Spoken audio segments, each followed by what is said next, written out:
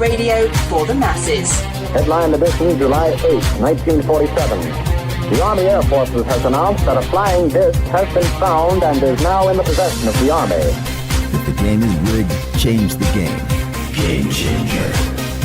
I occasionally think how quickly our differences worldwide would vanish if we were facing an alien threat from outside this world. This is Fade to Black with your host, Jimmy Church, on the Game Changer Radio Network.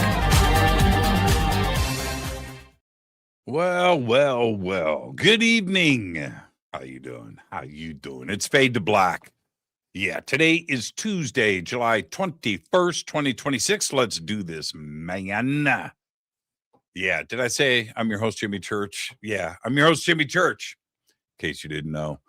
What a great week we have here on Fade to Black. Last night, the one and only Laird Scranton was here talking about advanced ancient technology. What a great show. Tonight, Leela Hutchison is back with us, and we're going to talk about her new book, Contact in the Chihuahuan Deserts. Tomorrow night, Timothy Hogan is back with us, Ancient Alchemy, as only Timothy can do. And then Thursday night is our once a month AMA AJA. Yeah. It's where you get to ask me anything, in case you didn't know. Yeah. Put your questions in the comments in all caps, in case you didn't know that. That is Thursday night, kids. Get ready for that. Very excited about the show tonight. And excuse me, I didn't use my cough button. Nothing but a professional atmosphere around here. Last night after the show, talking about contact. So last night after the show, it happened. It was really cool. I went out into my front yard to enjoy the 100-degree weather at 10 o'clock at night. But anyway, so I just go out. I'm standing in my driveway, and I just kind of looked around at all the neighbors' house, and then right above me, something catches my eye. And I looked up, and it was a star. Okay, it was a bright star in the sky. I thought that's what it was, but it wasn't. So going past the star, moving from the west to the east, it was more like west southwest direction at a slight angle. Anyway, is very easy to describe. A bluish, greenish thing. And it's moving across the sky quite fast. And I said, cough button. I said, well, look at there. Would you look at that? So I'm and I just watch it rip across the sky. And then to put everything into context, I looked behind it and there was a plane, with its lights flashing and stuff going in the other direction. It's there. I'm kind of gauging its altitude. And I'm looking at this object, which is moving in the opposite direction. And it's hauling, by the way, it's moving. And I got to watch it for about 15 or 20 seconds because then it moved behind the clouds that were in the sky. And I kind of caught another glimpse of it. And then that was it. It was gone. But it was really, really cool. And it wasn't that high. It wasn't up there. I very hard to gauge the altitude, but you gotta love it when it happens like that. Yeah, it was really, really cool and a great way to start the show tonight. So I thought I'd share that with you. I haven't had a Class A sighting like that in a minute, but it was really cool. And something made me look up, by the way. That was the other thing. Before I say, it's a conscious connection, maybe I don't know, but I thought it was the star something was like, look up, and I looked up and I looked at the star, and that thing was just going right past it. Yeah. Trippy, right? Right. You got to love it when that happens. Tonight, Leela Hutchison is here. She's got a new book out. It is called Contact in the Chihuahuan Deserts. And we're going to discuss her new book, what it's about, of course, but what is contact? What is a UFO sighting? What's a hotspot? The phenomena for sure is real. And where we are right now in this community and what is happening in the media and, of course, in Washington, D.C. and throughout the world, these are really exciting times. And the book, it couldn't be timed better. You may remember Leela when she was on the show. I'll have to ask Leela. But a few years ago about the Crystal Cave. And that was a great show. That was a very, for me, a show full of knowledge. And that was a great show. But Leela's back tonight to talk about her new book. And I would like to welcome her back to Fade to Black because she's right there. Leela, what's going on? Jimmy, good to see you. What a cool story. I got, with all the night vision and sightings that were done in groups, my understanding by seeing the blue and the green light, that those are definitely NHI or UAPs, and that if they're orange and red, they happen to be more related to the military. Could be. I hope one day we all figure it out, where we can say definitively. But man, it's so cool when it happens. And like I said, the words out of my mouth were, well, would you look at that? It was just like, I mean, this is great. And I was by myself, and it's so much more fun to experience it with somebody. But yeah. And it was cool. I just for clarification on how my brain works, as I turned around and walked away, I asked myself, okay, what color was that? It wasn't blue, it wasn't green. How would I describe that? I don't know. It was like in between. It was an in between color. And I don't want to say aquamarine, but maybe so. One other thing, and then we'll move on. There was a definite halo around it. Yeah. It was not that high. It was not that high, but there was a halo. So there was the definite thing in the middle, but there was this halo around it. Yeah. And it was so ripping. Awesome. It was ripping. You know how when you look up, Leela, we've all done this, so many times. When you see a plane in the sky, it's almost not moving. You know what I mean? It's like, especially if it's coming right at you. You know what I mean? It's just the plane, no matter how fast it's going, right? It's just, you see it. This, no. This is like, this was cruising. Yeah. And it was, cool. Did you say it was to the west, southwest? Yeah, it was coming from the west at an angle. Yeah. So the front of my house faces directly west, like the sun, you know what I mean? It's like right there. So coming from the west at a slight southerly angle. So it was at an angle, southwest. Yeah, it was cool. It was cool. Really it was cool. Real. It was a Class A, spot on, real deal. Yeah, it was pretty cool. It was pretty cool. I am so excited to be with you tonight for a couple of reasons. One, I want to acknowledge you of now being in charge of Beyond Belief on G.I.A. I think it's so awesome that you're there.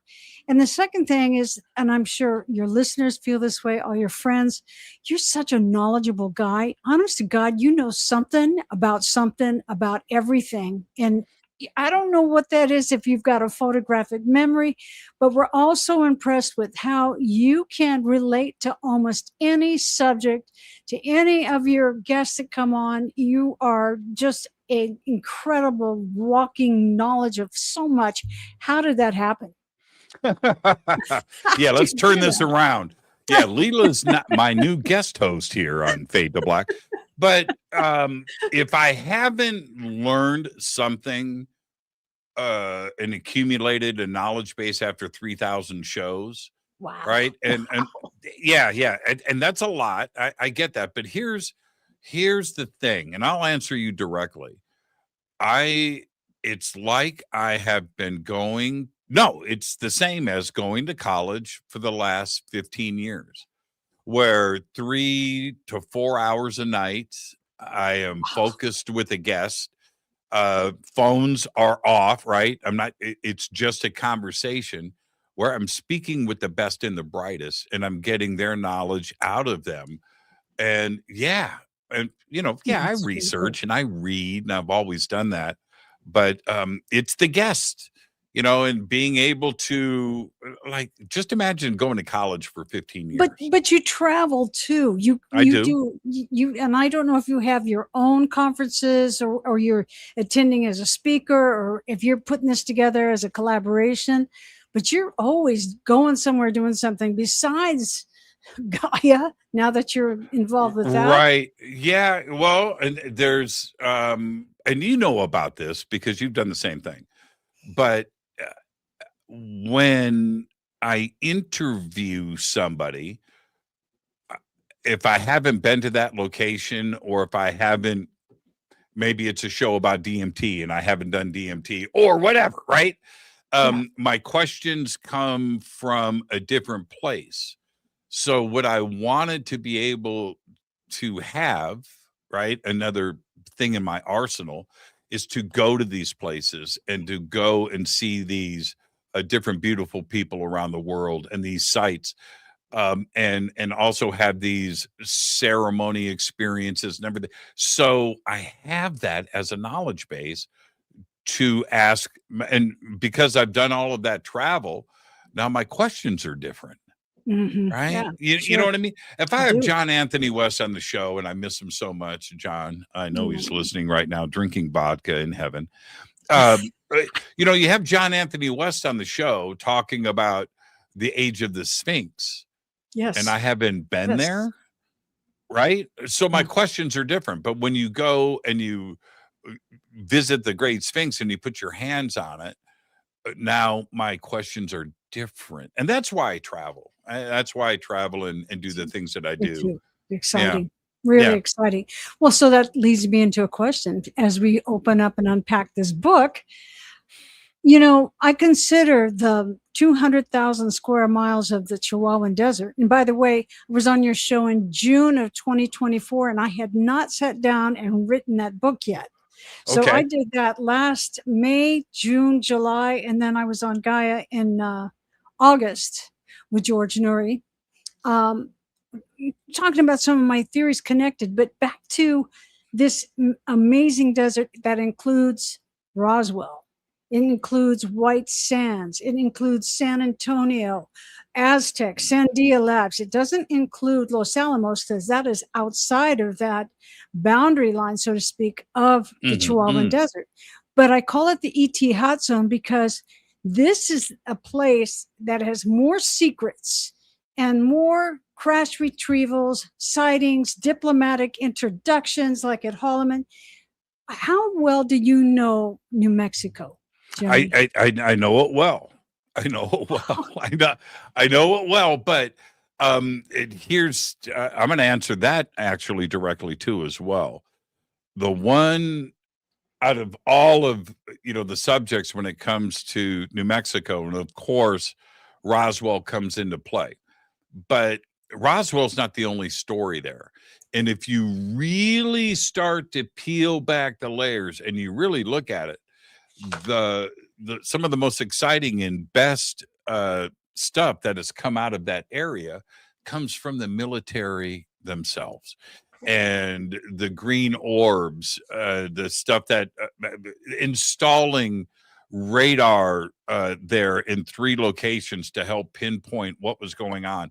And it wasn't just one sighting, it was 300 official military reports that went down over a 2-year period. And so, yes, and they go all the way from that part of New Mexico all the way south of the border. Yeah. And it's insane what goes on there. Yeah. So Cool. hot spot. It may be the hottest spot. ET hot zone, baby. That's what I Yeah. call it. It's Yeah, the for ET sure. hot zone. Well, I was born and raised in El Paso, Texas, next to Fort Bliss and White Sands. I didn't even know what that sand was when I was a kid. I couldn't understand why it didn't melt. It was white when I was a kid. Fair enough. Yeah, fair enough.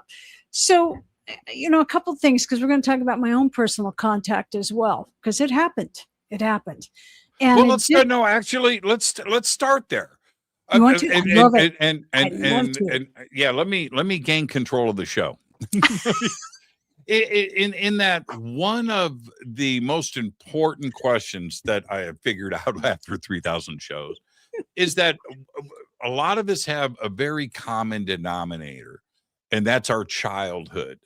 And going back to our childhood, to that one key moment that changed everything, I think most of us have that origin story. What's yours? Okay, so this is going to connect to something else. Have you ever had any remembrances of like past lives or anything that came through that you just felt like you're just like this old soul that's been on this earth a long time? Not directly, not yet, I should say. Okay. I look forward to when it happens, but I haven't had it yet. Okay. So I can get into that. That's part of just being an old soul and coming back and having this amazing experience being born and raised in El Paso. But here's how it started. And it only came back when I started writing 20 years. I got all my journals. I started to write the book. Finally, I said, I just have to get this friggin' thing done. I'm done with it. 20 years. I'm sick of the notebooks. I'm sick of all the research and all the papers and all the connections. I'm just consolidating. I'm going to write my story and get it out there, which I did and published in August of 2025. Now, I was 4 to 5 years old. So I was a child of the 50s. And this is when the abduction program was in full swing. Yeah. From the Truman, Eisenhower years. That's when Roswell crashed in 47. Then you had reverse engineering. We had a lot of secrecy about this. As we came into the 50s, there were some deals made, agreements made with, you could say, the Greys. Mostly, I think it is the Greys. And there was an agreement that we would trade, and I'm sure many of your listeners know this, that we would trade the technology for biological samples. There was an agreement that said, okay, you can take a few of the humans and figure out what you want to do with them. And so there was a lot of abductions happening in the 50s, and I'm sure your listeners know that, and many are experiencers themselves. So I'm living in Lakeside, which is a subdivision of El Paso, Texas, and I'm about 5 years old, 4 or 5 years old. And it's just like the movies, like in Spielberg's movies, where there's the shadows and the light, and it's coming through the window. And I get up out of my bed. My sister and I shared the same room, these two twin beds. She's conked out. But I get up to see what the heck's going on. And there's these two Greys that are at the window. Now, I'll tell you something about a lot of experiencers, Jimmy, is that they don't even believe it really happened to them. They think they're lying. You kind of do. Because your mind gets swiped. It's either, I don't think it's just a psychological mechanism that does this, but actually a mind swipe that happens when there's an interaction with some of these ET races. And I never really believed it happened to me. I really didn't. And for years, I never ever talked about it.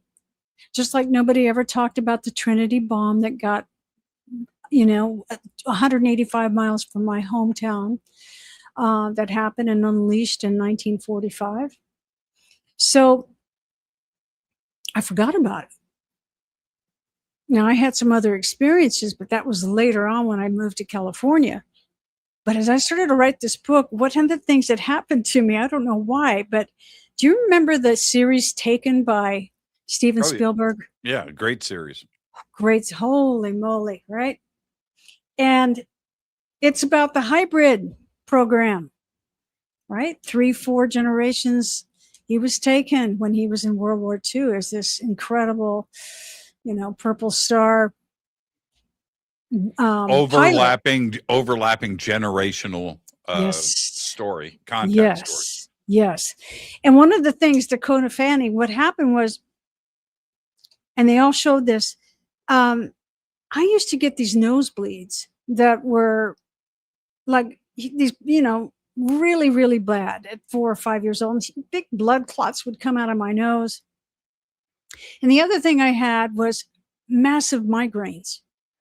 What kid gets a massive migraine at 4 or 5 years old? Where my parents had to put me in a dark room and give me a bucket to throw up in because I was in so much pain. And it didn't really hit me until after I saw that Taken series. Those were some of the same symptoms of having an alien implant. How about that? And the nose. Do you remember when she was out there and she disengaged? She unplugged all the trackers and all the people who showed up. That's right. Yes. I about lost it when I saw that. I about lost it because I'm wondering, it's kind of like, oh my God, I had the same kind of symptoms about this. What else happened as a kid? I felt, and like a lot of us, we feel different. And you can kind of read minds. You're not intelligent enough at that early age to know exactly what's going on, but you can feel, you're empathic, you feel what's going on in your families. And never really talked to anybody about it because after a while it just went away. I don't remember. What did you see in the window? Do you remember? Yeah, that's it. And then they that's it. They blanked me out after that. Were they checking you out? Yeah, no, they were telepathically, they were getting ready to beam me up. So they were looking at me. There were 2 of them. One was taller than the other, and they had the large almond eyes. And like a lot of kids, like I'll give you an example. 2 years ago in Sonoma Square, we have the 4th of July. And my buddy Jimmy, another guy named Jimmy, had Big Al, which is a Zeta Gray, kind of a, not puppet, but, kind of a standalone kind of guy. And the kids went crazy. The little girls came up to Big Al, gray alien, held his hand and said that they loved him and wanted to marry him. Kind of a weird thing to say. Wow. Yeah, at Halloween, the last couple of years, the majority of costumes on the kids, alien. Really? Yeah. They would do that. Like Star Wars. You expect, the Disney princess, all that stuff. Okay. No, man. It was aliens. It was, it was like mental note to self. Let's see what happens next year. And it happened again. I'm going to say every other costume was E.T. Oh, I'll be darned. Well, but to your point, you're a kid, you're 5. So what do you want to be for Halloween? I want to be an alien. Oh, really? Yeah. Right out of it. You don't want to be a cowboy, right? You don't want to be this. You don't want to be that. Remember the Halloween mask from the movie Halloween? Everybody wanted, okay. All right. No, it's Spider-Man. It's the Avengers. Yes. Yeah. No, that stuff is passé. That stuff is passé to the kids. Okay, so anyway. Okay, so moving right along. So what I found out, my sister, who passed away from cancer in 2018, little did I know her daughter, Jana, when I was telling her about, she lives in Arizona, and I was telling her I was writing this book and that these memories were coming back. And she goes, oh, yeah, Mom was talking about it all the time. She said that they would come in and and have What?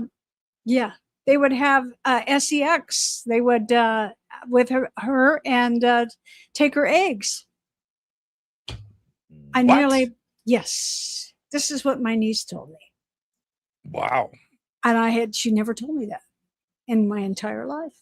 My mom, who passed away 2017, so almost 10 years ago. But Okay, same time. yeah, Time frame? my mom was into all that Edgar Casey and ghost writing and Eric Von Daniken and all of that stuff when I was a kid. Wow. So, which kind of set me on my path. That's not the story. The story is this: after my career starts to take off, right, and it's Coast to Coast, and it's History Channel, and it's Fade to Black, and it's all of these things are happening at the same time. And I'm talking to my mom about these things. I said, Mom, I want to bring you on Coast to Coast or Fade to Black. Either one, you take your pick. Why? I said, Mom, all those things. She goes, nah, that was then. No, I'm about the baby Jesus now. I said, but Mom, all those cool things. She didn't reveal anything to me, Leela. Oh, I nothing. was hoping she was going to say, yeah, this happened when I was a kid, but that was then and this is now. No, she didn't have any stories to share with me. Jimmy, but your mom did. Wow. No, my sister. It was my sister. Oh, your sister was having sex. Yeah, with she ET. was. Yeah, she says, oh yeah, she was 6 years older than me. And she said, oh yeah, they used to come all the time and they would take my eggs. I just about lost it. I'm about to lose it. She passed away in 2018. Yeah, in Tucson, Arizona, and she never told me the story ever. Right, crazy. Right. So you didn't have the opportunity. No, but so when I started to write this title of Contact in the Desert, there were a few things like, wait a minute, there's so much paranormal and mystery and anomalous mysteries in this desert surrounding the giant selenite crystal caves. And just for your listeners who weren't listening to this in 2024, I was the first explorer into these crystal caves, the largest in the world ever found. They are now considered the 8th geological wonder of the world. I was on the first exploration team. That was a long time ago, but the jewel that I got to keep was having about 55 original slides 7 to 8 years before National Geographic. Okay, so Jimmy, what? I had me? Oh, it just didn't really click. It wasn't like, oh yes, I'm such a professional. I'm an explorer. I don't know. I was at the right place at the right time. How I got into those caves, I was a rock climber. I was an athlete, always was in Arizona. And that's all in my first book. People can find that on Amazon if they want to know the memoirs. But what happened is that came out of that was like, well, what the hell just happened to me? So I jumped into my truck, and I really am a field researcher. And I did a lot of research on, I call it the planetary crystal grid. Now, some places it's just too dangerous to go in Mexico. Are you kidding? You can't, they just they kidnap you, leverage. And if they don't pay, they'll kill you. So why would I go like in my truck and figure out a few things in the desert with the magnetite or the zone of silence?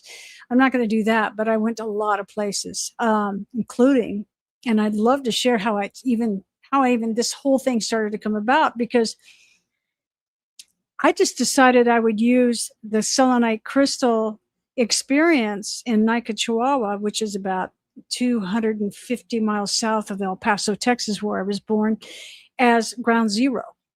And then I started to build concentric rings around this of curiosity, like, well, what the hell happened over here? Well, what happened here? What happened here? So even some of my own experiences echoed being in those crystal caves. Let me give you one. Have you ever heard of the Tarahumara Indians? They're the fastest, longest endurance runners in the world. Okay. All right. So they go back 1500 BC, 300 to 1500 BC in northern Mexico.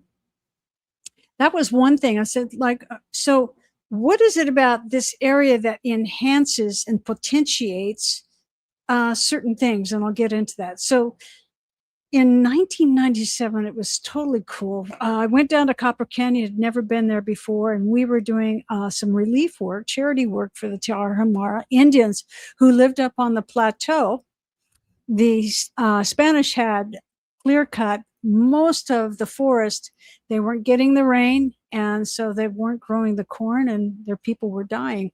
So we were bringing in 100-pound bags of corn, 50-pound bags of corn, and gunny sacks for them. And I got this invitation to come back to Creel, Batopilas, into Copper Canyon to meet the Tarahumara Indians. And now this was like 4 years before I ever went into those crystal caves. That's all Tarahumara country, the running people. And we met up with a guy named Peter Essick, and he was the photographer and reporter for National Geographic. And we watched these guys, 2 teams, total villagers, play a ball game with a pelota that was made out of ironwood. And Jimmy, they had these sandals that were leather and tires that were glued underneath it, all right, to the sole. And they would kick this thing around like their legs were as big as tree trunks. Right. They had to be. They had to be, because the stamina and endurance, these guys, they would run down a deer to the point of exhaustion. And when I was down there in Copper Canyon, where we were at this particular playing field right on kind of the lip of the canyon, by the way, which is a canyon that's almost 3 times deeper than the Grand Canyon. It's pretty astounding. Can you imagine that? That's Copper Canyon. And that's going to lead me into another thing about giants. But anyway, I would take these trails and just kind of start running. Now, this was a while ago, and I was quite a runner back then. And some of these would lead to nowhere. And I go, well, I don't understand that. But now I do, because the Spanish in the 1500s tried to intermarry with these guys and make them their slaves to dig out the silver ore, because Copper Canyon is full of metals. Right? So it's lead, zinc, silver, copper. Pretty cool. So that was my introduction to the Tarahumaras. And then we later did a foot race, and I helped crew this. If you could imagine, these guys ran from our Grand Canyon all the way down to Agua Prieta, Mexico, in a foot race in 5 days, a relay race. They just ran and ran and ran. They'd never seen the Grand Canyon before. So they're phenomenal. And very reclusive. They've been exploited in foot races, like in the Los Angeles Crest and some other ones in years back. But that's how I met the Tarahumara. But I thought about this. Well, this is a very strange thing. So you've got massive crystals. You've got these incredible runners that there's nobody that can run this kind of endurance, especially in that harsh desert. And then as I started to go a little deeper, I looked into the giants. Holy moly. So there were 3 guys, Paxton Hayes, Charles Clapp, and Carl Lummeltz, that were anthropologists, explorers on different expeditions that went into the Copper Canyon system. And it's a huge system. I think it's over... I made notes out of my book because there's just so much. I can't remember it all. I think it was 250 square miles of canyon. No, 25,000 square miles. It took over 200 years for the Spanish to even find this place. It was part of Sonora and Chihuahua. But these guys, they, like Paxton Hayes, he was an ethnologist, and he found 34 ancient bones of giants. This is 90 miles northeast of Alamos, which is really kind of a little bit over in Sonora. This is kind of trippy, though. The bodies were wrapped like silkworms. They had in these baskets. Okay, so that was 34. And that was found in 1950. So another one was Carl Lummeltz, who was from Norway, and he lived in the Tarahumara villages during his expeditions. And he also unearthed a number of bodies that had, interesting enough, they had 25,000 dots on this clothing, and they were 7 to 8.5 feet tall, and they were in baskets. Wow. Okay, yeah, Real giants. real giants. Yeah, Right. real giants. And it goes on and on. There's Charles Clapp was in charge of mining operations for private interests, found 200 skeletons of men over 8 feet, one at 8 feet 11 inches. So a lot of this was hidden. This was around, and it was reported at the time in the New York Times in around the 1900s. So as you know, this gets obscured and taken away. But this is another, like, we talk about hybrid program that I feel like the Greys were, that was what Truman and Eisenhower were living through and part of and experiencing. But let's talk about these giants. What if that was another program that was an experiment, like another bloodline that got dropped in? Do the Tarahumara have any Yes folklore tied with ET? You're so smart. Yes, they do. In fact, what was happening in their folklore, they were really pissed off at these giants because they were raping their women. Sound familiar? Like the Nephilim, right? And so what they did is they loved tesguino, and it was a beer, a fermented beer that the Tarahumara made, and they put the chilacote. It's a very poisonous red berry, and they put that in the beer, and it killed them off one by one. And the very last one, there are even masks that you can find, like, I don't know if they're called museums, anthropological kind of centers, where you can see some of this stuff and evidence where these guys they were giants with red hair, and they would make these masks. So yes, the Tarahumara knew about the giants because they were all around in Copper Canyon, and they were mining. So they must have come up from the Baja, all right, and came across. One quick question. Question. My mind is moving here. You've got a lot of moving pieces that are happening at the same time. The Crystal Caves, what's the proximity to Copper Canyon? And hold on. Let me ask the question first. Okay.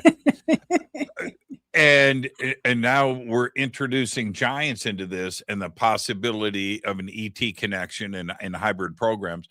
Is there a connection back to the Crystal Caves with all of this? No, again, at this time, I am just, what I'm doing is I'm actually showing phenomena.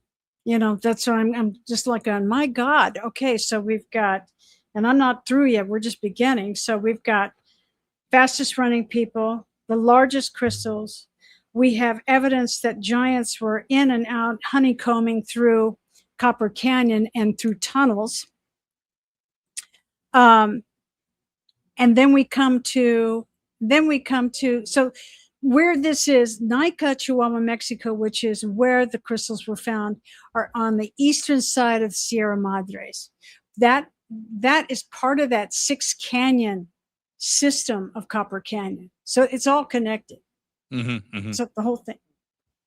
And when I went to that Tarahumara village in Creel, that was above Patopilas, which was at the very bottom. We drove in a 4-wheel drive. It took us hours to get down there.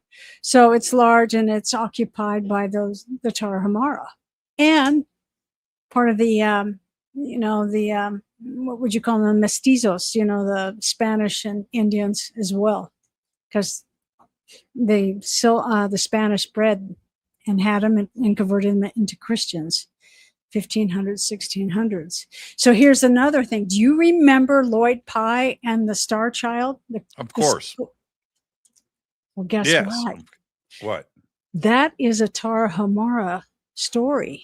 Oh, that's right. Yes. And that's where the cave was, where the a little girl found the skull. Yeah, that's my- right. Wow, I didn't make that connection. Yeah, absolutely. It's just so Where is the Star mind-blowing. Child? Where's the Star Child skull today? I was just talking about this last week with some friends. Yeah, really? Yeah. Why? What was And it's coming just up? one of the, we were talking about Lloyd Pye and some other stuff, and it turned into the Star Child skull. And I went, where is it? I don't know. I think, it was repatriated back to the Tarahumara. Oh, really? So it's back in Mexico? That's my Okay. understanding by Melanie Young. But let me tell you, this thing, her first story was mind-blowing, and her second one, On Coast to Coast with George and their findings, saying that this was a human child and he died of hydrocephalitis. No, this was what that little girl did in 1930. She was bored. Her family was from Delicious. So Delicious is really close to Naica. It's probably a little further east before you head south and west back into Naica, where the crystals are, and the largest silver mine in the country of Mexico, right? The Panolas mine owns that out of Mexico City. And it was started, Naica is a Tarahumara word. It means a place of shade or rest in the Raro Rumari language. So, and that's the language of the Tarahumara, Naica. What happened 200 years ago is that when writers would come up the El Camino Real, which I believe, and it's in my book and some of my theories, this was also migration paths of Paleolithic people, Neolithic, Paleolithic people. So these guys stopped their horses at the base of the Naica Copper Canyon system to drink water, and they saw rivulets of silver in the creeks, and they started digging. This is in continuous operation, I believe, since 1794. Is this Panolas mine? A lot of rich history. It's Tarahumara. So this Delicia, so she goes to visit her family, and they were probably part mestizo, right? And they were from El Paso, but they had family in Delicias. They went down to visit on Sundays on the weekend, and this little girl got bored, 13 years old, and started to go into, I think she accessed some kind of a mining cave, right? Not too far. I don't know exactly. We don't have that disclosure of what the location was. So she goes into this tunnel, and she sees this bones, right? Like in the dirt, like what? And she lifts this adult skeleton off and finds this completely abnormal child that was underneath it, because she could see the hands in the dirt. It'd been there for 500 years. That's what they think. It's 500 years. So when they took it out, it was completely deformed. The skull, the bones, and she took all of them.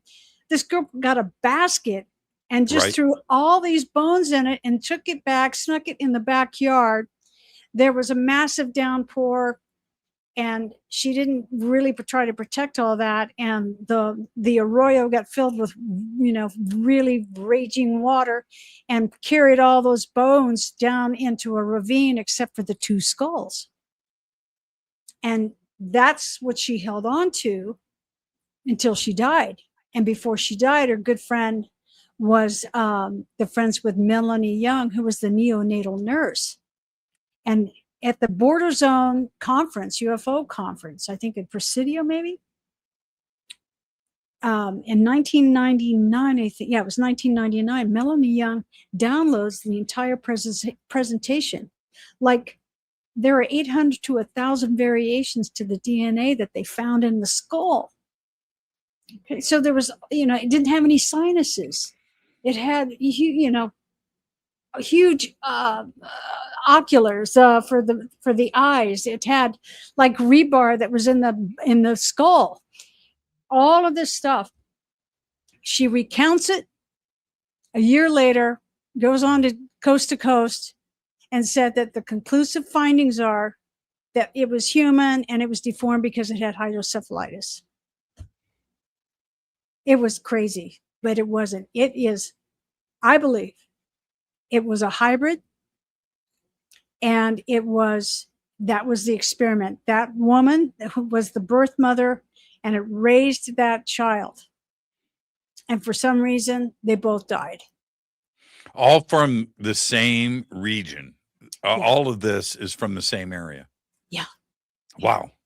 Wow. Yeah. Yeah. Lloyd Pye's research into that, because if you look at Lloyd Pye's career, the origins of man before Star Child entered his life, right? Origins of man, lots of conversations about Bigfoot, but his ancient history and origins of man presentations that he did over the years were second to none, world class. He was just, and he did it with humor too, as well. He made the subject funny sometimes. But I met him. yeah. And then the Star Child skull drops in his lap, and he couldn't have been the more perfect researcher to take on the Star Child skull, because this was his wheelhouse. Yeah. This was exactly anthropology and human origins were what he was always about. Yeah. So, oh man. And here's what happened. She didn't know what the hell to do with it. She didn't know what to do. How do I test this? What is this? Where do I go from here? And somebody told her to go to a MUFON meeting in El Paso. Melanie was from El Paso, and Lloyd Pye happened to show up. And that's how they made that connection. That's my understanding. Yeah, so really, right. really, really interesting stuff right there. It gets weirder. So then I go, okay, well, so there's this zone of silence is adjacent to this area where all these clusters of giant crystals were found in the Naica Desert. And the zone of silence is a subterranean mass amount of magnetite. Magnetite. So the magnetite acts as a force field that it started to go back into history, where we had the oldest meteorite pre-Earth, pre-solar system. The building blocks of our solar system were found in meteorites in this Chihuahuan Desert in the zone of silence. That's crazy, right? So two things are going on. So what's happening when you have magnetism and a high level of magnetite? You create an anomalous atmosphere that no radio signals, no communications, no satellite. You can't, everything's just jammed. There's no communications. Just static. Yeah, there's nothing there. Nothing there. And people would go out in the desert because it was part of the Mapimi biosphere. Like there's all kinds of this exotic, different cactus and plant life that's really unusual, like this purple cactus and that you really don't see in other places. It's just got that high elevation, dry desert. And they would see tall whites like floating around out there. People, like people would be in trouble. Their cars would kind of break down maybe from the heat on these dirt roads out there. And my God, so there would be reports of that. So that was a very interesting thing, that there was no communications there. And this is all leading somewhere, believe me, by the time I get unpacked with all this stuff. So you got the zone of silence, and you've got this massive field of magnetite that's obviously has some kind of a force field that's pulling stuff in. The Allende meteorite, they pulled out 2.2 tons of meteors. Okay, from that. That's a lot of magnetism and power to bring that down. And then to find out that these calcium aluminum inclusions are older than our solar system. That was a supernova that exploded. That's wild. Found right there. What happens to your credit cards in the zone of silence? I don't know. I'm just saying, don't take your wallet. Don't take your wallet if you're going to drive through there. A lot of strange things have happened in the zone of silence over the years. Yeah. Yeah, it's a very interesting place. Okay, moving on. Moving on. Okay, so then I'm going like, all right. So now, which is, a really good friend of mine, and I call him the Mexicali Kid, is Ruben Uriarte and Noe Torres. Yeah, Really he's good great. friend. Both of them are great. Both of them are great. Great. And they call me the Border Barbie, right? Because I'm from El Paso, he's from Mexicali. Makes sense. And it was great to connect with him because he's the director of Mexico, I think, for MUFON. I think he's the director for MUFON for Mexico. Is that right? Do you know? Ruben, that's Northern California, MUFON for Ruben. Well, he's now the director of Mexico. He's involved in that. Okay, Recently. could be. Okay. I mean, all right, you didn't know. He and Noe went out there to the zone of silence, and the reason they did that is that they wrote that book on Mexico's Roswell, the Coyame incident, which was written before. But man, now that is a super interesting crash retrieval, because that's going to get into some alien viruses stuff and MJ12 and Robert Wood's book and research.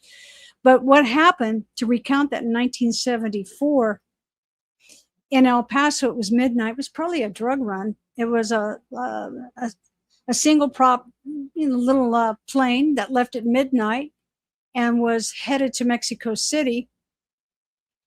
In the meantime, you got military down in Galveston that is on radar watching this super fast blip on radar coming in from the Gulf, heading north and then making a left angle into the Mexican Chihuahuan Desert, and hits this private plane, and they both fall into the Coyame Chihuahuan Desert. Next thing you know, the Mexican military, they're on it. They're sending a convoy with a flatbed and 24 military soldiers. In the meantime, now it's a race, because they say they're working together, the Mexican government and Fort Bliss and the U.S., but it's kind of a race to see who can get there and maybe do an extraction. Yeah, crash retrieval across the border for the U.S. military. Yes. Yeah, they don't even have a right to do that. Yeah. That's right. That's right. So now they're doing reconnaissance, and they're looking down, and they're seeing the military jeeps and that I think it was about a 36 foot wide disc that was strapped down on that flatbed, and all 24 soldiers were dead. Right? Really trippy. Now what happens? Nothing. You don't get to hear anything. There's no reports of any, telling the families that these 24 guys are dead. It's all cleaned up. It's completely erased. And there's no really any more talk about it until the Deneb report comes out in the 80s, which purportedly is part of the MJ12 papers and a whistleblower that is going to connect alien virus to the Roswell crash. Jimmy, right? What happened? What happened to the fifth alien, the gray? There were reports that people got sick with radiation, and they also died after extracting the bodies from Roswell.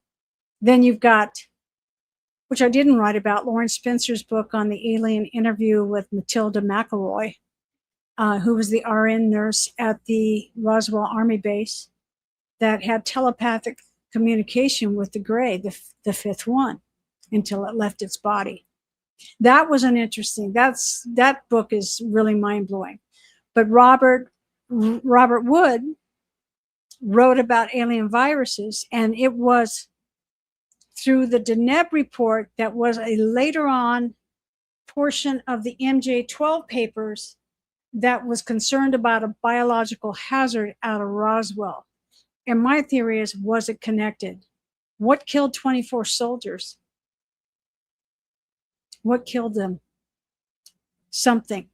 And I think they came in with a suitcase nuke and just obliterated the site, the bomb site, the crash site. Yeah, did the United States Air Force and Army and military show up and snatch everything They sure and bring did. it back across the border? Yeah. They Which either is- took it to Wright-Patterson Yeah. somewhere. Yeah. And which was probably the case. That particular incident, and I've spoken to both Noe and Ruben about this, but also other researchers, and I've done my own.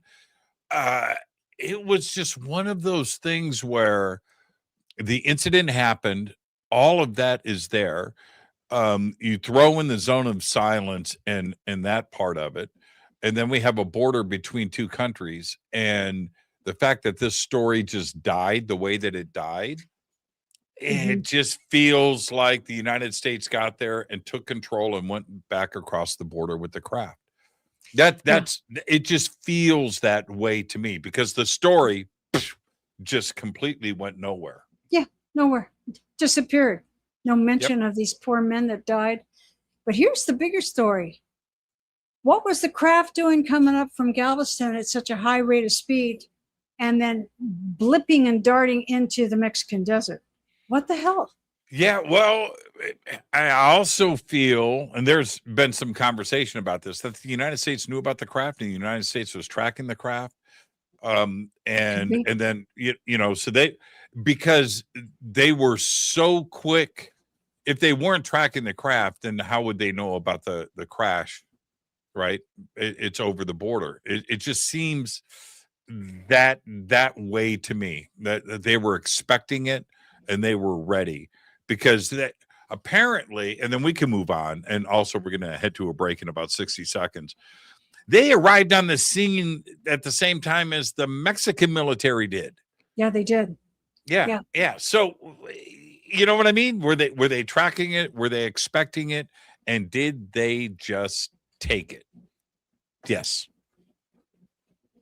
Yeah, I think there's more to it. It's like, what was that craft doing? So that's where we're going to talk about next is, are these giant selenite crystals beeping?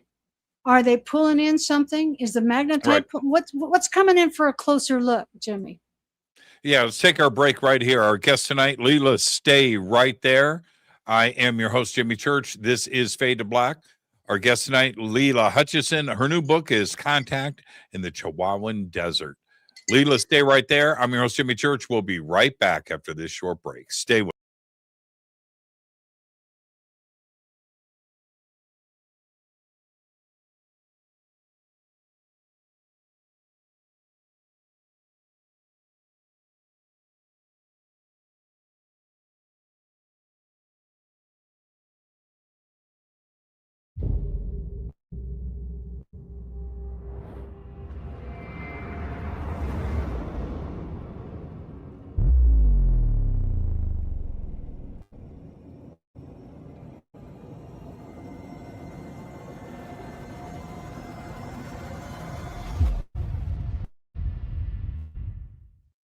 Subscribe to our YouTube channel to get your alerts and access to over 2,000 videos. Click that subscribe button now.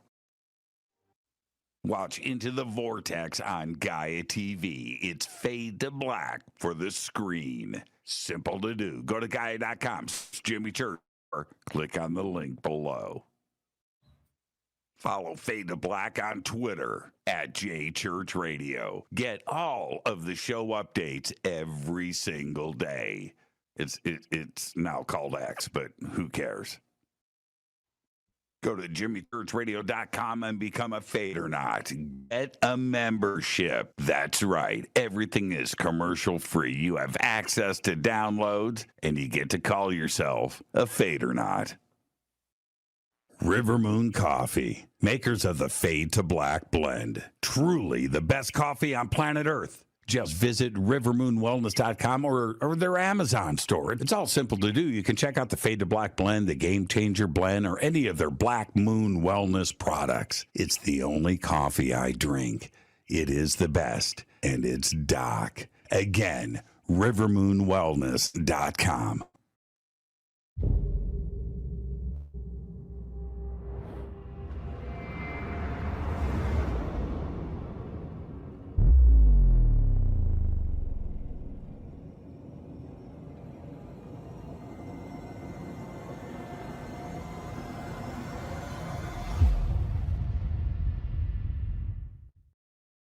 All right. Welcome back. Fade to Black. I am your host, Jimmy Church. Tonight's guest is Leela Hutchison. The new book is called Contact in the Chihuahuan Desert. And what this area of the country, and we were talking about this in the intro from part of the show, this may be the hottest spot. Hottest spot. Hundreds and hundreds and hundreds of reports. Some from civilians, like us, like me last night, seeing something in the sky. Most involve the military and our official reports. So the links for Leela are below, and you can go and of course get her other stuff, her other book right there on Amazon. Leela, what happens next? God, wow. Well, this reminds me of what just came out with Jake Barber. I don't know if you've heard some of those interviews with him of some really interesting psionic testing and with pink assets. Have you been tracking any of that stuff? A little bit. There's so much stuff going on right now. It takes, you know what I mean? It takes all of the effort that you have to stay on top of everything. It just stuff is constantly breaking. And then we have all of the I wanted to mention this. All of the UFO files that have been dropped by the Department of War, DOD, Department of War, whatever you want to call it these days. Very interesting. And then the last two drops have been focused on this area. It's pretty amazing to me, where they don't nothing about Roswell, but everything about this part of this hotspot.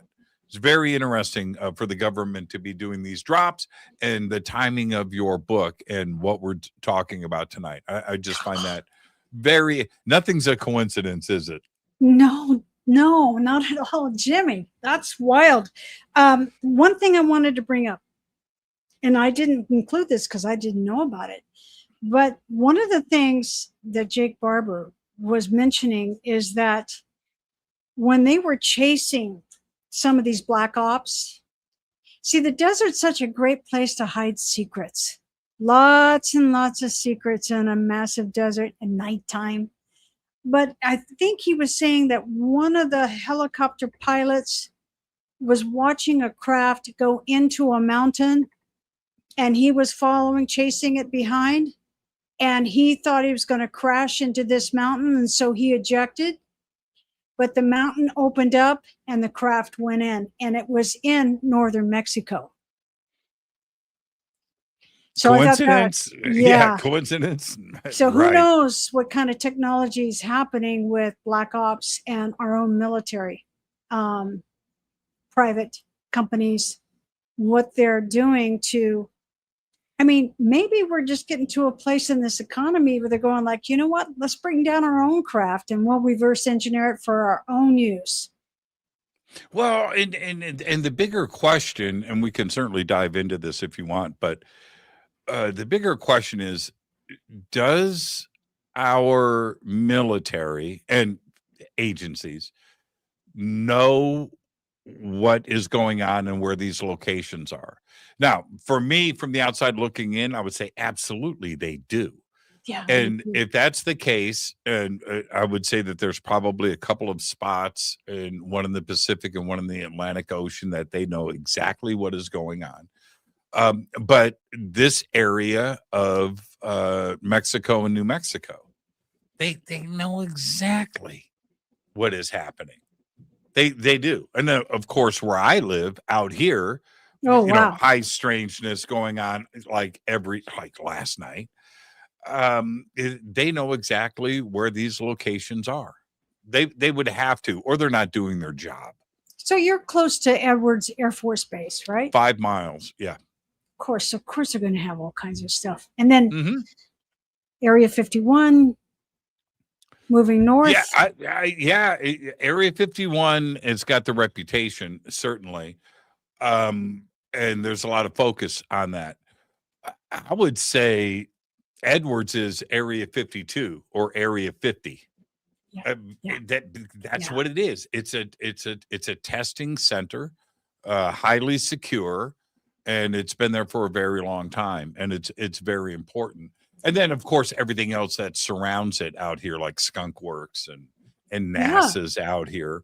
Lots of secrets. Well, you were just I'm not going to disclose your story with me earlier, but you were just in Mojave, and right in that town, if you go up the freeway right there where it splits off, you were going in the opposite direction. But if you would have made a right and headed east, where the McDonald's is, that's the 58 freeway. That's the Mojave Spaceport. And so that's just north of Edwards Air Force Base, and NASA's there.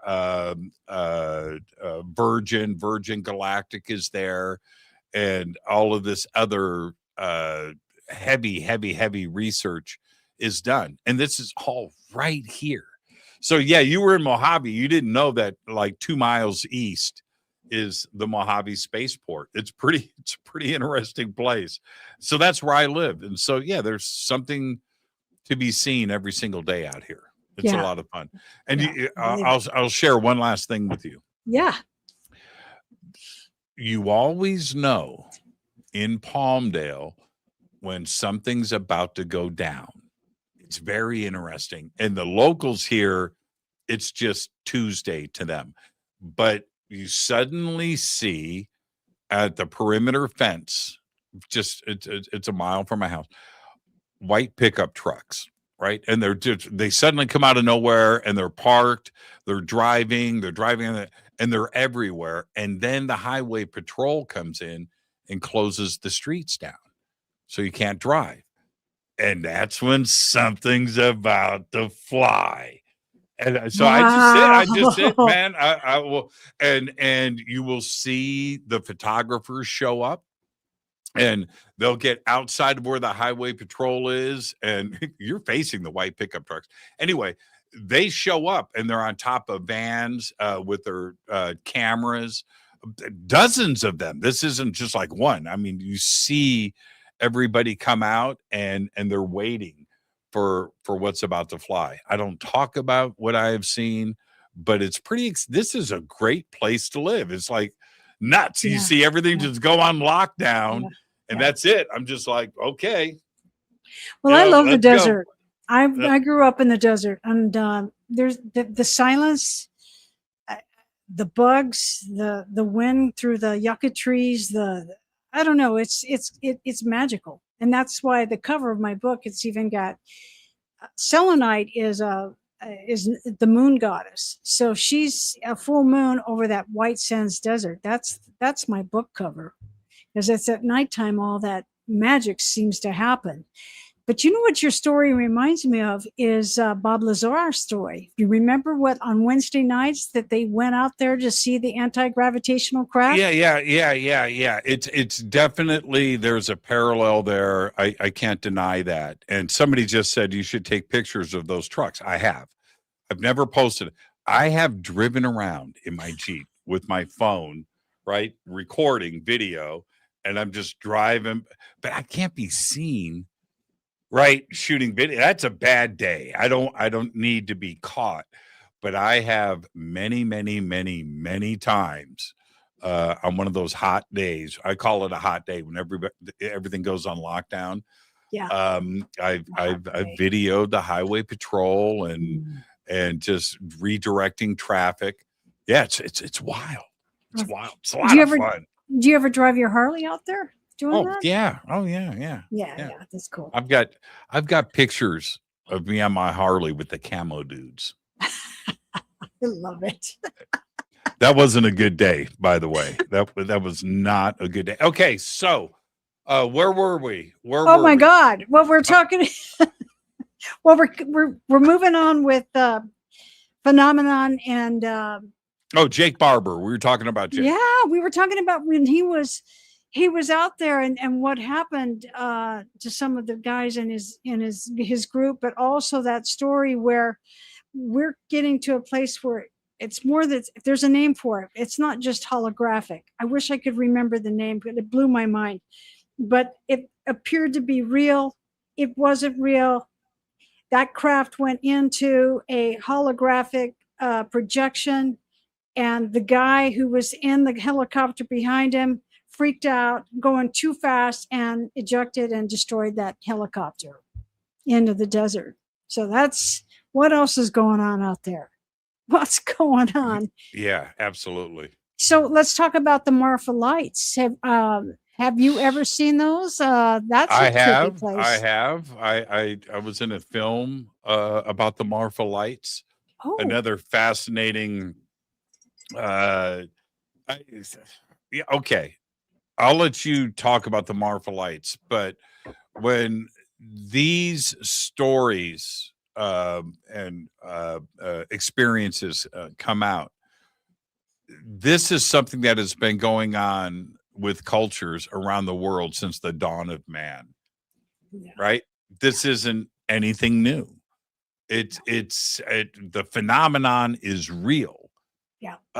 You talk about Joshua Tree and those areas, the Brown Mountain lights, all of these ball lightning, right? This goes back, for thousands of years. And some cultures called them spirits. And today we call them orbs and with consciousness. You know what I mean? But I think all of the phenomenon is the same thing that has been witnessed and experienced for a very, very long time. Yeah. Well, yeah. And I think a lot of people say that they connect that to plasma, right? Plasma orbs. Yeah. Mm-hmm. Yeah. Yeah. What did I see last night? And so was there structure to it? The description that I gave to you and to everybody else, right? This blue-green colored object with a halo around it moving across the sky at a high rate of speed. That is how many people have described this? Am I describing a plasma craft? Is it a craft? Is it an energy? So I don't know. I can only describe what I saw, just like everybody else. Yeah, everybody else. Exactly. So have you ever had any telepathic? The reason I'm saying this is I was in Queen Creek, Arizona, and I saw a light in the southeast. It was towards El Paso, because Queen Creek is on the way to El Paso, east side of metropolitan Phoenix. And I saw this light behind a couple of palm trees.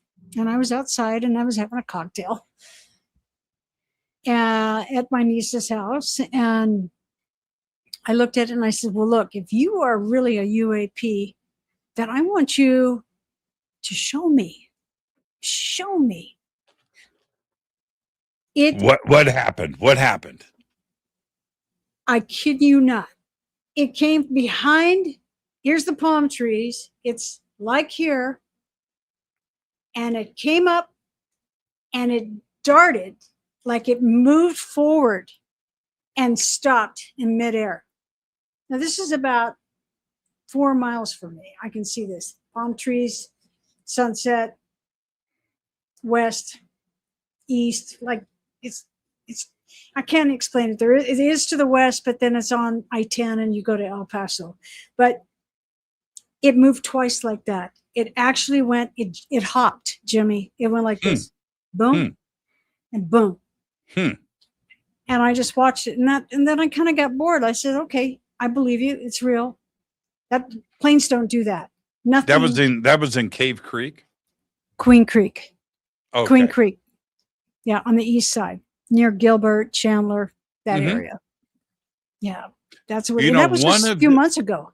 one of the craziest that you never hear about, one of the craziest crash retrievals happened in 1958 in Cave Creek. What? Tell me about that one. On Scottsdale Road. Yes. Yeah. So craft comes down, crashes. Now, back then, that was a rural area. Now it's, the place to live, and it's a very nice area. But back then, it was desert. And so it crashes. Scottsdale Road back then wasn't what it is today. It's a major thoroughfare, but it crashes. Military comes in, the same story, right? Flatbed loads the saucer on. There were a lot of witnesses to this case, and there's some military reports tied to it. Anyway, they remove it, and today they went in the middle of the desert and installed a parking lot for no building. There's nothing there, but they paved over it. And I've been to that intersection. I've been right to where it is, but that was in 1958 in Cave Creek. That's amazing. Yeah. That's amazing. I wanted to share something with you about the Marfa lights. This is all going back to everything that we've been witnessing anyway. It's just that people could see over into Mexico at the base of these very old desert mountains, these floating orbs. That's all they can ever, that's all the evidence anybody's ever really seen that I know of, that the research I did. Nobody said, oh my God, this orb came right up to me, it unpacked itself, and to non-human intelligence has actually started to talk to me. No, nothing is like that.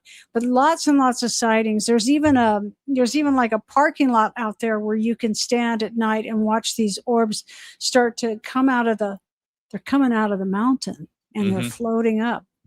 Is that your experience as well, or what about that? Yeah. And again, the sightings of the Marfa lights go back hundreds of years, and the debunkers want to come in and say, oh, it's car lights. Well, they were seen before cars. Yes, of course. Yes. What, wagon trains? What lanterns? So anyway, nobody's ever really figured out the Marfa lights. No, they never have. No, I looked, I did a lot of research, and I've been out there. I mean, El Paso's not that far from Marfa, and I'm growing up there. But another really strange place is the Oregon Mountains. So here's another thing. Franklin Mountains in the Chihuahuan Desert is the mountains by El Paso. And they happen to be the oldest range of mountains in the state of Texas. They're really, really old. Fossils. There's a lot of stuff going on there. But as you move towards Las Cruces, you come across the Oregon Mountains, and there's all kinds of strange shit going on out there. There's like booms and lightning flashes and orbs, and it's very creepy. And I grew up with that my whole life. We would head out to Tularosa, Alamogordo, Cloudcroft, Roswell, Ruidoso. We would take that road to go out there. And we would see all that phenomenon. That was like in the 50s it was happening. What? You saw this yourself? Mm-hmm. Now, tell me about that. And do you think that because of your experience when you were 5, that, and of course your sister too as well, we talked about generational stuff and Spielberg and Taken, but that your mind is now accepting and looking for the phenomenon? Does the phenomenon come and find you? Well, that's interesting. I think there's probably part of that. It could possibly be. I mean, that's why people want to go out and have sightings, don't they? They want to, C-75, let the phenomena come to us and figure out how to open your heart, like Stephen Greer would say, and his process and how they do it. But we took that as a kind of a matter of it, like an everyday kind of thing. It was happening all the time. We would drive by this stuff. We couldn't explain it, but a couple things we do know. Deep underground military bases, bunkers under Holloman Air Force Base. There's containment, storage facilities. Stuff is going on. This stuff is going on near Alamogordo, Tularosa, White Sands. I'm telling you, lots and lots of secrets. We know about that. Let me jump in. Yeah. We have the Manhattan Project in Trinity, right? Okay. But White Sands and that area in the Trinity location isn't just nuclear. Nuclear was in 1945, and that was a 2-year program that went on to do that. But before that, and continuously since then, White Sands is a military and missile testing center. But that's all modern. Do you think that ET has been attracted to the Trinity side of things? But then we have all of the past history as well. So is it the area? Is it the Crystal Caves? Is it the Zone of Silence that has attracted all of this? And then why the coincidence of Trinity and the detonation of our first nuclear weapon that happened in 1945? It's strange. Nothing's a coincidence, but why this area for all of this stuff? My theories are White Sands is like, it's a huge area. It's like, well, first, the sands itself is 275 square miles of shifting, wind-blown sand. It's always expanding. But White Sands is also 3,200 square miles, right? The whole military range. They are some of the most sophisticated technology is happening out there. That's now. But here's what I didn't know. I had no idea when I went into those crystal caves that the selenite pylons, those colossals that were 40 feet tall, 60 tons, up to 6 to 7 feet wide, the clearest optical selenite in the world, according to Nat Geo and astrophysicist Dr. Penelope, astrobiologist Dr. Penelope Boston, that White Sands is all selenite crystal. So they chose this place to do all this missile testing, to bring Project Paperclip, those rocket scientists and engineers. They brought missile parts, reassembled them in White Sands. I mean, David Adair's story about White Sands is just phenomenal. I wish I could recount it like he can, but that's where they took him to Area 51 after that. But that's another story. And I wish I could recount it. I'm sorry, I haven't got that in me right now. But I think, Jimmy, the connection between the selenite crystals, I think there's something potentiated with it. And I also think what happened is that when we blew a dimensional hole in the sky, it brought in ET for a closer look. Like, what the hell? So that's number one. And it was in Trinity, which is the northern part of 3,200 square miles of White Desert. And let me just tell you what I did. In 2019, I started to think a lot about water fire because there's a massive aquifer that's in that Chihuahuan Desert. It's called the Sea of Tethys. And it was also called the Great American Seaway. And this aquifer, it was a massive sea. And then over time it sunk and went underground. That's what created the giant crystals. What was I going to say about that with the Sea of Tethys?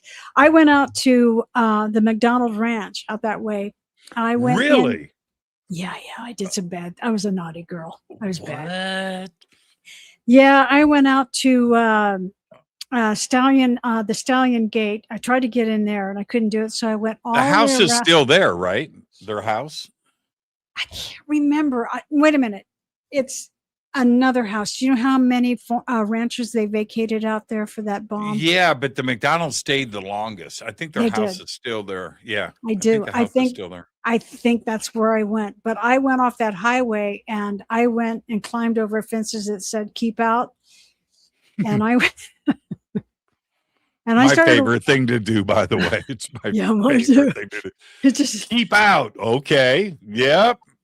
yeah. I Up that walked fence. around and did a beautiful peace heart offering of asking for forgiveness because we poisoned the land, we poisoned the people, we poisoned the land, the plants, the animals, and the people. Now, and it pissed me off. I'm like, I grew up in the 50s and nobody friggin' talked about the bomb. Not my school, not my parents, nobody. Why? Why didn't we talk about the most horrible thing that could have ever happened? No one. Not only that, the preponderance of thyroid cancers and radiation is off the hook, right? So many people have been sick. What? Just because it's 70 years later, what? That radiation is just going to go away? Yeah, exactly. Exactly. No. And I we're just watched no. I just watched a documentary.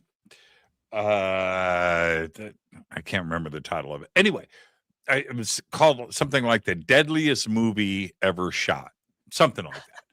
And it was Wild. about the town just east of Las Vegas and the testing nuclear mean testing site. Vegas, I- New Mexico. You mean Las Vegas, New Mexico? Las or- Vegas, Nevada. Well, the Nevada. Area 51, the Nevada test site. Yeah. So got it. they're pop, pop, pop, pop, pop, pop, right? They're popping bombs off all the time.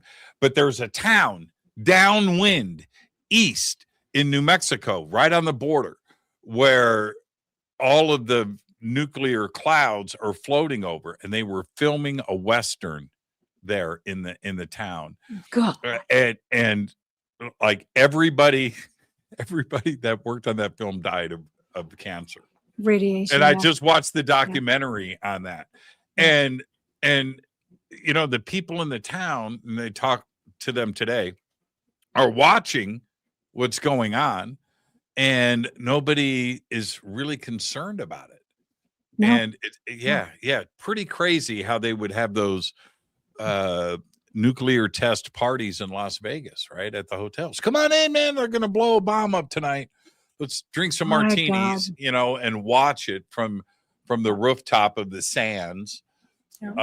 Yeah. Nobody really paid attention to it. No. And it doesn't just go away, does it? It doesn't. There's a group called the Downwinders.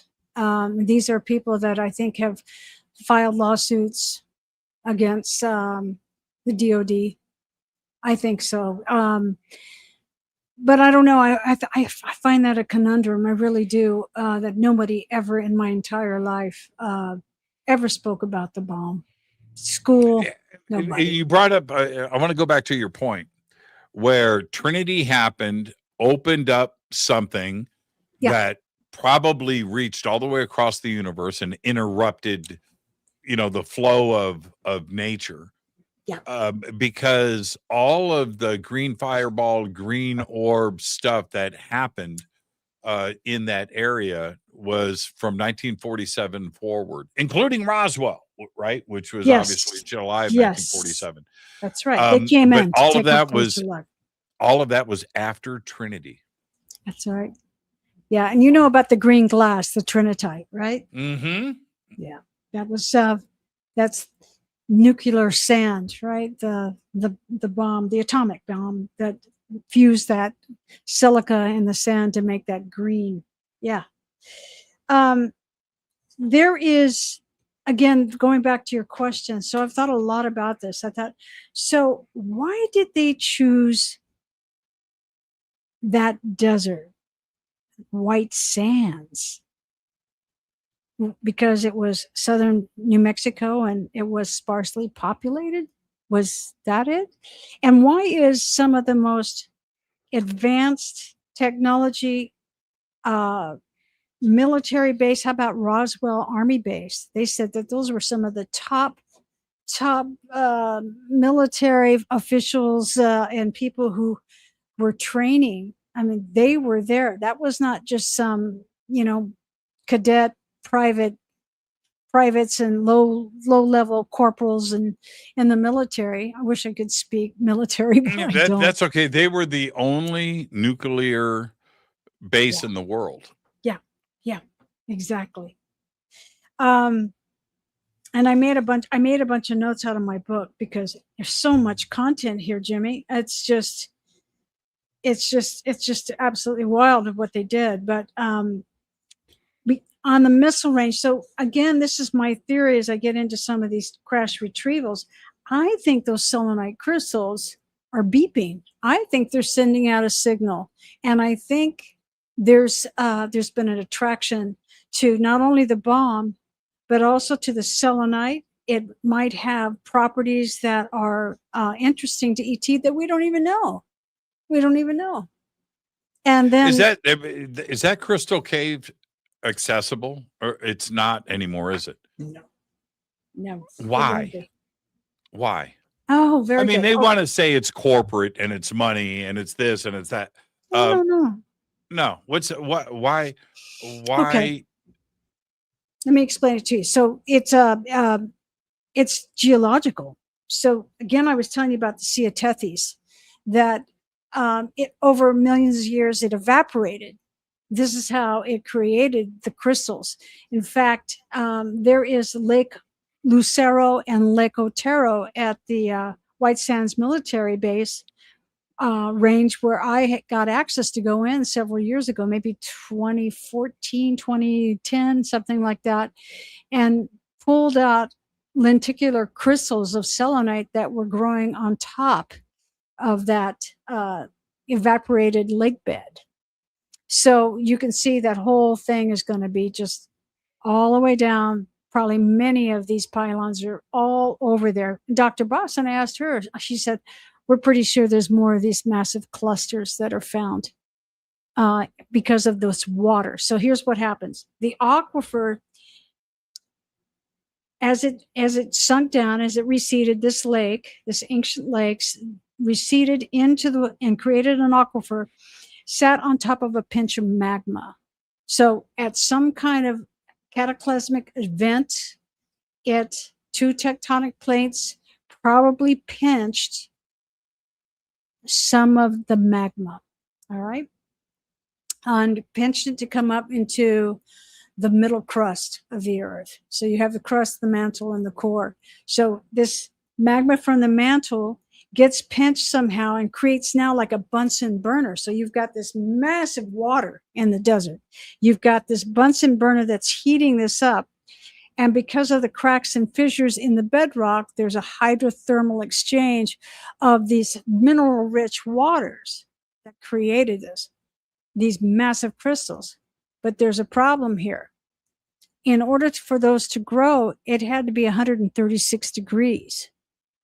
And that's why they don't let people go in there. Not only that, I mean, we are looking at one of the most prolific lead, zinc, and silver mines in the country. It's produced more silver than any other mine in the country of Mexico.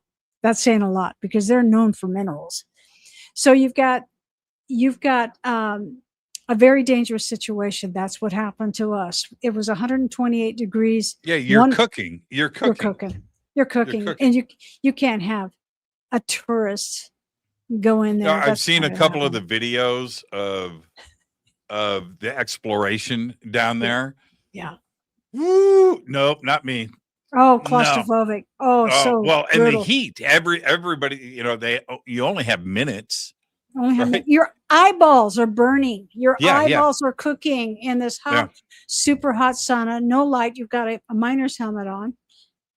It's extraordinary. And it's been a long time since I went in there, but I think about it every day. You can't be one of a group of 8 out of 8 billion people that do something like that and it doesn't affect you for the rest of your life.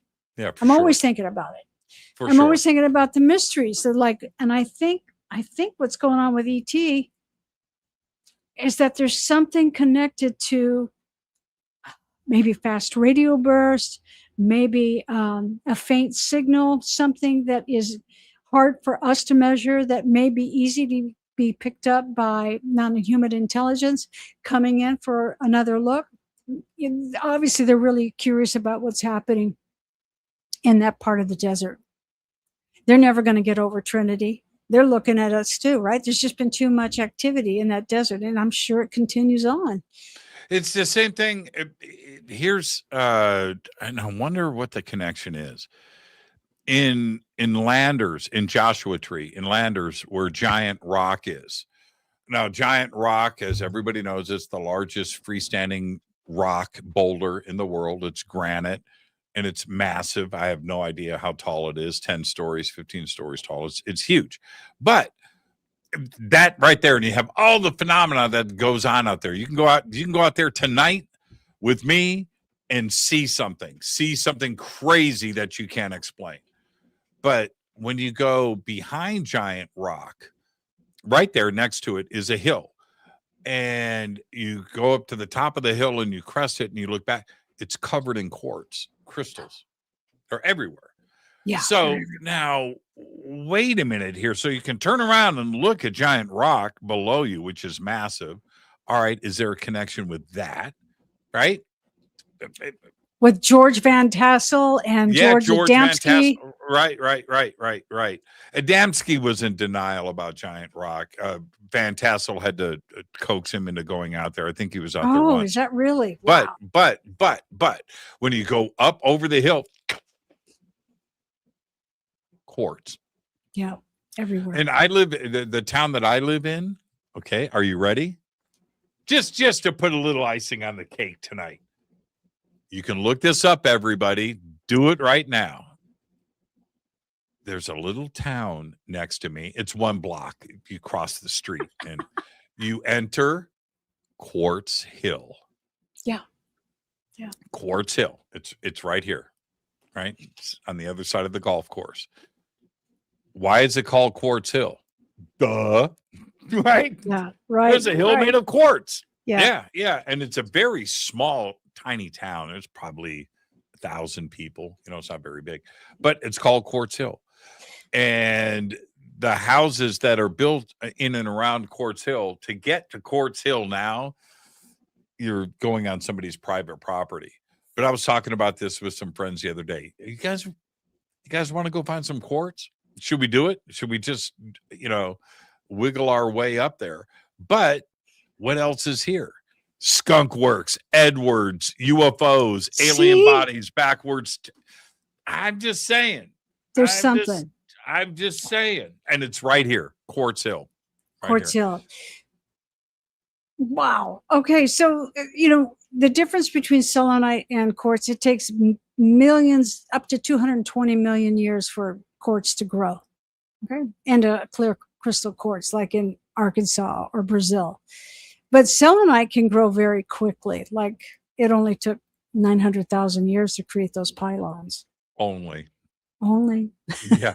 It's just as that. Yeah. So I don't know. There's just something I'm going like, what's that connection to crystals? Everybody, what's that connection? I don't look, I've got it right in front of me. There it is, right there. Oh, I awesome. keep it right here in the studio. Where did you get those? I've got so much. I can't tell you where this Came from. Yeah. I can't tell you where this came from. I've got 100 of these, and that's bigger. so cool. And here's another one, and then also I have a chunk of meteorite. Wait, back up. Where'd you get that? Where's that come from? Do you have any idea? Yeah, I've got so much meteorite. I've got a meteorite skull. I remember you telling me about this. I've got a meteorite skull. Yeah. Now, before anybody starts to do the math, it's about this big, and this stuff ain't cheap, right? It's not meteorite. So yeah, I have a meteorite skull. It's absolutely incredible. I have like 3. I have 3 meteorites. That must be priceless. I mean, iron and nickel, and you have a skull made out of that. I can't even imagine. Can't even imagine how much that costs. You know why I have it? I was drawn to it. You know what I mean? When all the crystal that I have, some of it's gifted, but most of it that I acquire, it's because I'm drawn to it. And when you are drawn to something like that, especially quartz, and you can't put it down, that's it. I'm taking it with me. That's it. And so if I'm drawn to it, that's it. That's it. Yeah. I'm taking it home. I'm taking it home. Put my name on it. I had somebody come up to me one time. You'll love this, Leela. I'm at some show, and I'm going through, and I find this beautiful piece of crystal, and I'm holding it. I'm kind of looking at it, and I put it back down. It was really big, and I just walked away. At the end of the show, that gemologist came up to me and said, "Here," and handed me the crystal. And he goes, "Turn it over." And on the bottom, he had a little sticker on it that said Jimmy. Poor Jimmy. He said, "Man, I saw the way that you had connected with that crystal. I saw your frustration with it. So I pulled the crystal, I put that sticker on it, and I put it away, and I wanted to give it to you." And I still have that. I still have that crystal. That's special. It still has the sticker on it. That's very cool. That's very special. Yeah. That's people. It doesn't matter if you're aliens or ET or whatever. If you connect with something like that, you do, and you know it when it happens. You feel it. You feel it like go up your arm. You know what I mean? Yeah, you do. You do. Yeah. Or you get pictures. Definitely. For sure. Yeah, you get the pictures. For sure. I know we sound all new agey, crazy, talk right now, but this is a real thing. It's a real thing. I do crystal healings, Jimmy. I put crystals on the body with tuning forks. I've been doing healing work for 30 years. It's a thing. See my shirt, right? What does that say? Yeah, Harley Davidson. And I sleep with a crystal under my pillow. Damn it! Do you sleep on your motorcycle? I have. I've slept next to it. But this stuff is real. It's real. Come on, they put it's piezoelectric. I mean, quartz they work beautifully together too. But selenite's it's a different cat, man. It's just a different sublime energy, and it does have metaphysical properties. What did you feel, Leela? Let me ask you this. I don't know if I've ever asked you this before, but when I first saw the images of you in the cave, and I'm looking at this, knowing what everybody imagine this, but 30 feet tall and I don't know how many feet wide, right? Okay, and you're next to that. And I'm talking about energies going up here. What did you feel? What did you feel being in the presence of a crystal that large? Okay, so first of all, we're so, we've been dumbed down. You don't know what you're feeling. I didn't know what I was feeling at the time. But really what came in, and I think what had a lot to do with this, was when I interviewed Dr. Penelope Boston many years later, 2017. She is the director of astrobiology for NASA. She has 650 astrobiologists who work under her. So what do? They're looking for extremophiles. These are little rare microbes that can withstand intense radiation and learn how to survive.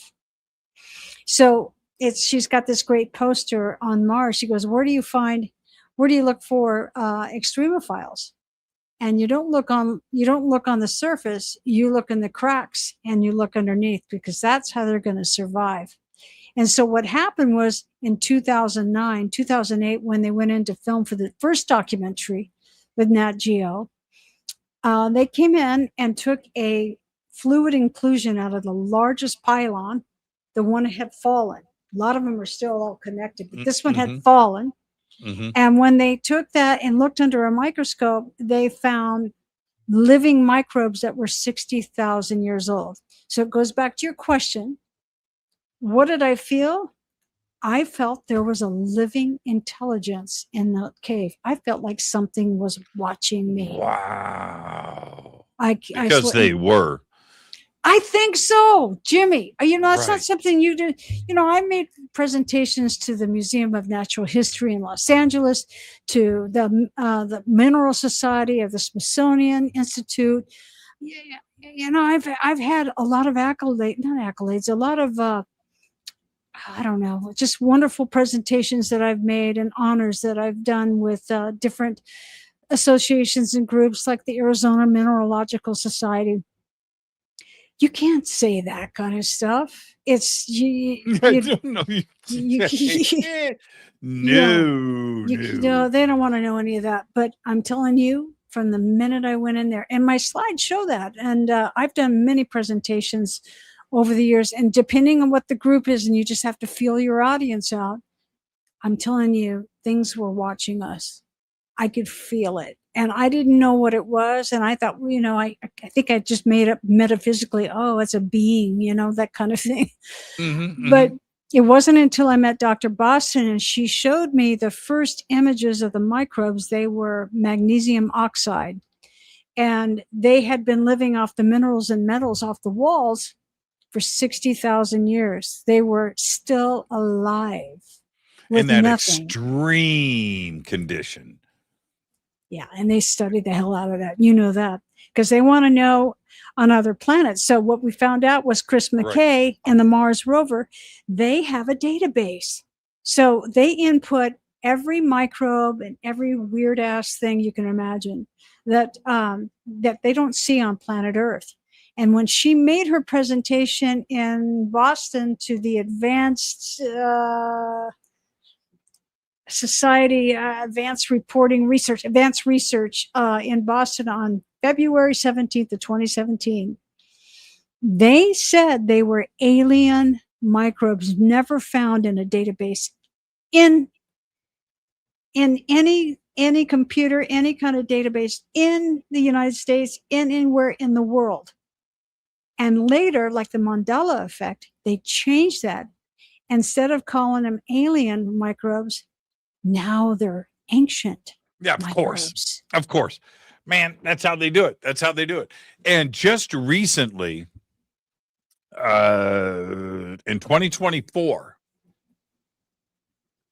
there was what they call a fireball meteorite crashed in New Jersey. And it was seen and was reported in the news. But the biggest chunk fell through the roof of a house, right? Okay. That chunk, the press release came out yesterday. That chunk. You know what they found on that meteorite? Amino acids and proteins from RNA and DNA. Now, this has now been repeated over and over and over again. It seems like every asteroid, every meteorite that we encounter has got the building blocks of life on it. Now, they went as far as to say yesterday, and this was just published, by the way. I forget the journal, but it was just published. They said these are the same amino acids and proteins that kickstarted life on Earth. This is in the press release.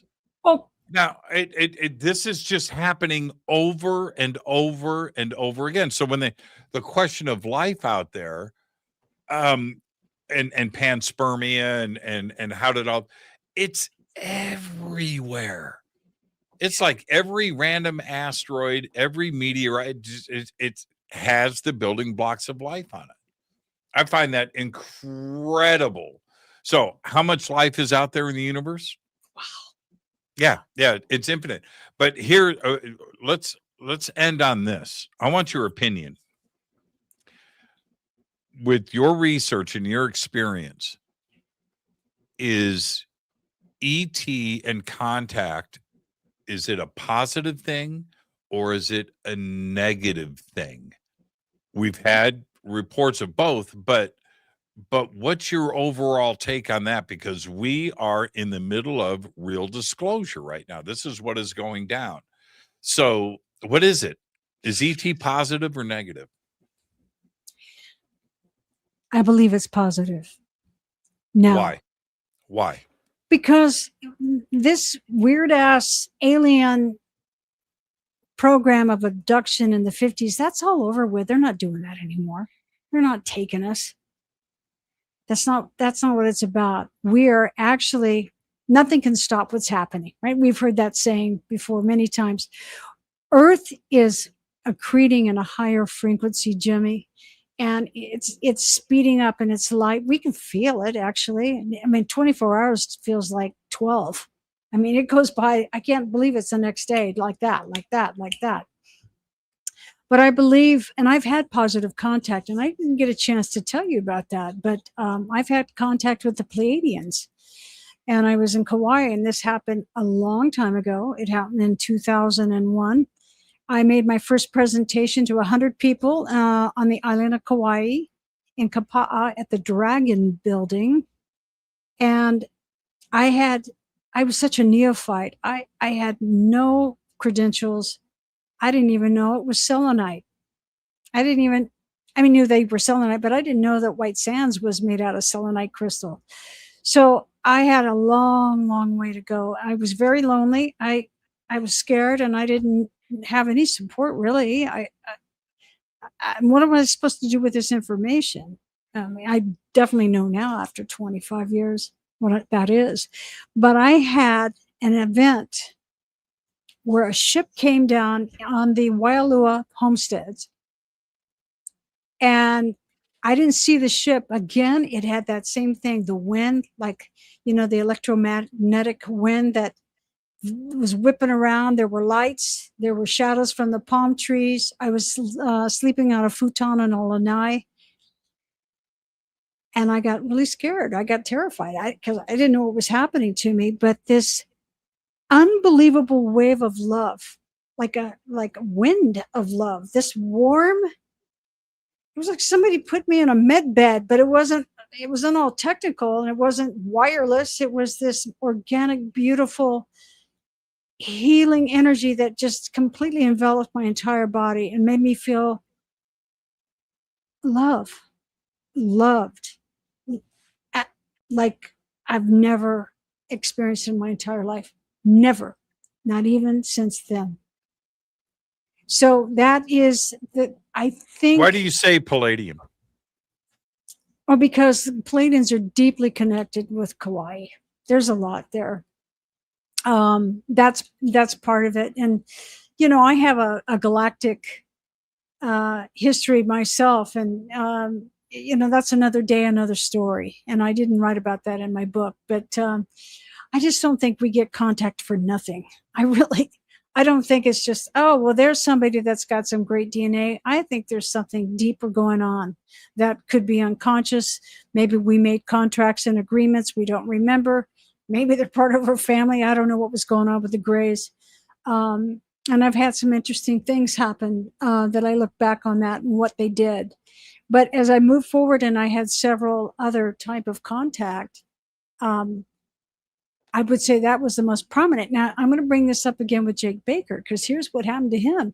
When they were pulling up those containers, like, the kind that they make storage units out of them and put them on rail and ties and railroads and move them around. But they had them in cables, and I think there were people inside, and they were telepathic. I think that story, and that's out there. So I'm not just making this up. It's on a YouTube with Jesse Waters. So that when he was in this helicopter and he was pulling this up or something, there was a connection with ET. And he said, he started to cry. He said, I never felt so much love in my life. The emotion while I'm in the middle of a mission, I'm feeling this. And I've never experienced anything like this in my life. I think we're having more and more positive contact because we're coming into a phase where, how close are we to free energy, Jimmy? Where are we with med beds? Where are we with a technology that unifies us, not just technology. Excuse me, I have to cough.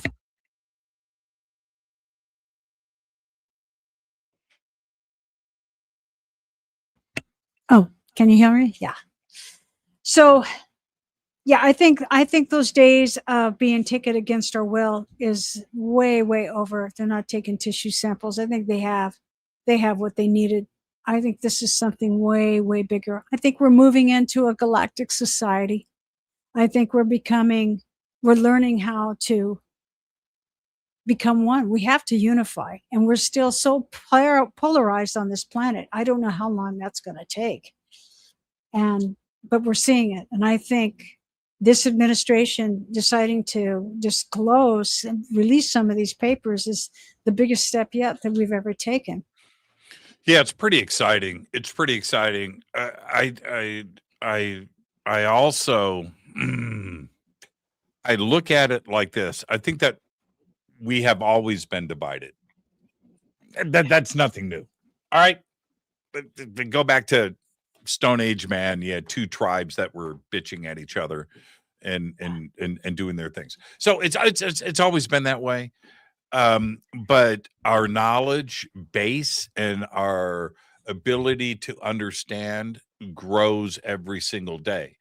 And as a collective, as earthlings, we now understand more than we ever have before. The size of the universe, exoplanets, this where we now can accept that we are not alone in the universe. Before it was a question, but it's not that kind of party anymore. And so as a planet, we understand that, and that the ability to absorb that without freaking out and losing our minds is there, and that's solid. That's what I think will break down the divide and the division, is that we are all earthlings, man. You know what I mean? And so looking out, let's fight with another planet, but here, right, let's have a disagreement with another planet as a planet, as one, right? Global, we are earthlings. Society. Right. We just got to stop that. Yeah. We are earthlings, and we're not individuals that need to be divided. No. And that's where I think we are. And moving forward, these are very, very exciting times. They are. Didn't Reagan say it best? Right? When he said, what would break down those walls with us than the knowledge of aliens and ET? Well, he wasn't wrong. He was not wrong. That getting to that point where we can just be earthlings and not have, borders and religions and politics and sports teams, right, dividing us. Yeah. It's in our DNA, and we have to get rid of that. Who is better, David Lee Roth or Sammy Hagar? Do we need that division? Right? Do we Spain or Argentina? Yes. That, you know what though? That was a good World Cup. Yeah. That was a good World Cup. That was a lot of fun. But yeah, exactly right. I used to argue, Leela, with everybody going, that's why God invented vanilla and chocolate ice cream, so we could make choices. All right. So that sounds good on the surface. You know what? But it also divides us. Yeah. Yeah. No, diversity is a good thing, but unifying is where we're headed. That's it. So enjoy your vanilla or chocolate ice cream, but we're all earthlings. That's great. Right. Leela, thank you so much. Where can everybody follow your research? I have a website, thecrystalgiants.com. And then you can go to Amazon, just pull up my name, Leela Hutchison. I'm on Instagram. I'm all over social media. I'm not very good at it. I don't post every day, but you'll find stuff and recent interviews that are coming up. And I'm excited about this. And Jimmy, I had such a ball talking to you about this stuff. You're the best, Leela. I can't wait to see you again. I saw you a couple of months ago, but I'll see you again here soon. And just keep doing your thing. All right. Thank you so much, Leela. Enjoy the rest of your evening. God bless, Jimmy. Leela Hutchison. And yes, thecrystalgiants.com. We have the links below over at our website and throughout social media. And certainly head over to Amazon. Contacting the Chihuahuan Desert. The current book and book one, of course, is Journey into the Giant Selenite Crystal Caves of Mexico. I'm your host, Jimmy Church. Tomorrow night, Timothy Hogan is here, and we are going to be talking about alchemy and ancient alchemy and all of those secrets of the ancients. All of that and much more tomorrow night with Timothy Hogan. But for now, all I've got is Gobekli Tepe. Fade to Black is produced by Hilton J. Palm, Renee Newman, and Michelle Freed. Special thanks to Bill, John, Dex, Jessica, Dennis, and Kevin. Webmaster is Drew the Geek.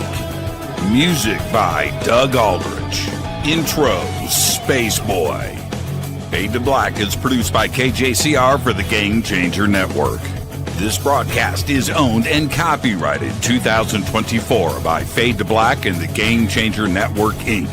It cannot be rebroadcast, downloaded, copied, or used anywhere in the known universe without written permission from Fade to Black or the Game Changer Network. I'm your host, Jimmy Church. Gobekli Tepe.